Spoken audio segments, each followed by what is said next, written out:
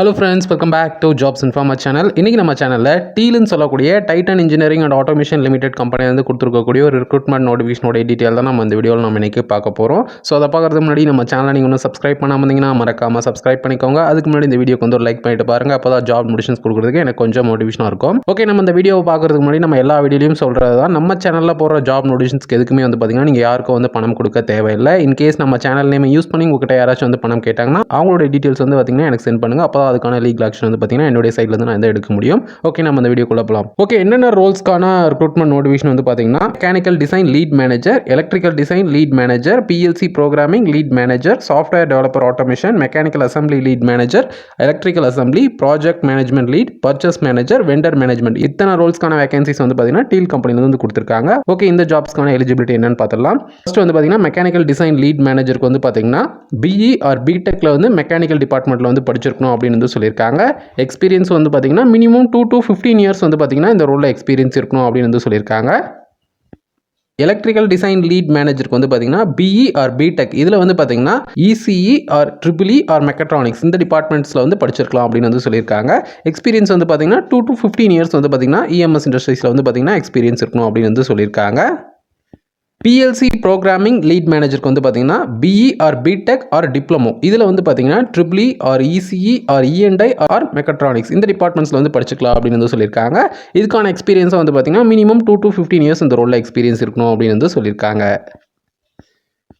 Software developer ஆட்டோமேஷன்ஸ்க்கு வந்து பார்த்தீங்கன்னா BEல வந்து EEE or EIE or ECE மெக்கட்ரானிக்ஸில் டிபார்ட்மெண்ட்ஸில் வந்து படிச்சிருக்கணும் அப்படின்னு வந்து சொல்லியிருக்காங்க. இதுக்கான எக்ஸ்பீரியன்ஸ் வந்து பார்த்தீங்கன்னா மினிமம் 3 to 5 இயர்ஸ் வந்து பார்த்தீங்கன்னா சாஃப்ட்வேர் டெவலப்மெண்ட்டில் வந்து பார்த்தீங்கன்னா எக்ஸ்பீரியன்ஸ் இருக்கணும் அப்படின்னு வந்து சொல்லியிருக்காங்க.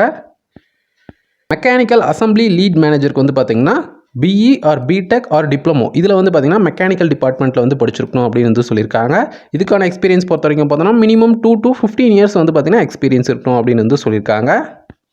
எலக்ட்ரிக்கல் அசம்பிளிக்கு வந்து பார்த்தீங்கன்னா BE or BTech or diploma இதில் வந்து EEE or mechatronics R E&I இந்த டிபார்ட்மெண்ட்ஸில் வந்து படிச்சிருக்கணும் அப்படின்னு வந்து சொல்லியிருக்காங்க.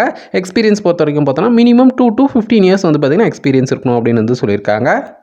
ப்ராஜெக்ட் மேனேஜ்மெண்ட் லீடுக்கு வந்து பார்த்தீங்கன்னா BE ஆர் BTech இதில் வந்து பார்த்தீங்கன்னா ECE mechanical R electro mechanical R EEE இந்த டிபார்ட்மெண்ட்ஸில் வந்து படிச்சிருக்கலாம் அப்படின்னு வந்து சொல்லியிருக்காங்க. இதுக்கான எக்ஸ்பீரியன்ஸ் வந்து பார்த்தீங்கன்னா மினிமம் 4 to 8 இயர்ஸ் வந்து எக்ஸ்பீரியன்ஸ் இருக்கணும் அப்படின்னு வந்து சொல்லியிருக்காங்க. பர்ச்சேஸ் மேனேஜருக்கு வந்து பார்த்தீங்கன்னா BE or BTech and diploma இதில் வந்து பார்த்தீங்கன்னா ஒன்லி எலக்ட்ரிக்கல் அண்ட் மெக்கானிக்கல் ஸ்ட்ரீமில் வந்து படிச்சிருக்கவங்க வந்து பார்த்தீங்கன்னா இந்த ரோலுக்கு வந்து அப்ளை பண்ணலாம்.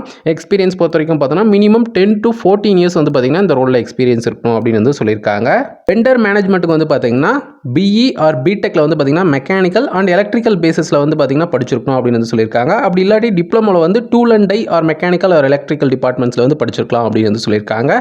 இதுக்கான எக்ஸ்பீரியன்ஸை வந்து பார்த்தீங்கன்னா மினிமம் 10 to 15 இயர்ஸ் வந்து பார்த்தீங்கன்னா எக்ஸ்பீரியன்ஸ் இருக்கணும் அப்படின்னு வந்து சொல்லியிருக்காங்க.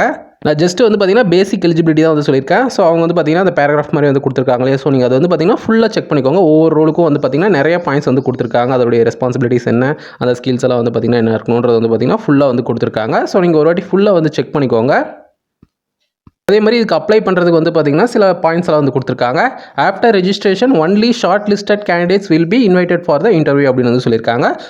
பண்ணதுக்கப்புறம் வந்து பார்த்தீங்கன்னா அவங்க கேட்டிருக்க அந்த எலிஜிபிலிட்டி கிரைட்டீரியாஸ் எல்லாம் வந்து பார்த்தீங்கன்னா உங்ககிட்ட இருந்ததுன்னா அவங்க மட்டும்தான் வந்து பார்த்தீங்கன்னா எலிஜிபிள் கேண்டிடேட்ஸ் மட்டும் தான் வந்து பார்த்தீங்கன்னா இன்டர்வியூக்கு வந்து பார்த்தீங்கன்னா இன்வைட் பண்ணுவாங்க அப்படின்னு வந்து சொல்லியிருக்காங்க. அதே மாதிரி செகண்ட் பாயிண்ட்ல apprentice, temporary staff and contractual staff of Titan and TEAL are not eligible அப்படின்னு வந்து சொல்லியிருக்காங்க. அதாவது நீங்கள் டைட்டன் கம்பெனிலையோ இல்லை டீல் கம்பெனிலையோ வந்து பார்த்தீங்கன்னா அப்ரென்டிஸோ இல்லை டெம்பரவரி ஸ்டாஃபோ இல்லை கான்ட்ராக்சுவல் ஸ்டாஃபாவோ நீங்கள் ஒர்க் பண்ணிட்டு இருந்தீங்கன்னா இதில் வந்து பார்த்தீங்கன்னா கண்டிப்பாக கலந்துக்க முடியாது. இதில் வந்து இதுக்கு வந்து நீங்கள் அப்ளை பண்ண முடியாது அப்படின்றது வந்து சொல்லியிருக்காங்க. எலிஜிபிள்னு வந்து சொல்லியிருக்காங்க. ஸோ அதையும் நோட் பண்ணிக்கோங்க.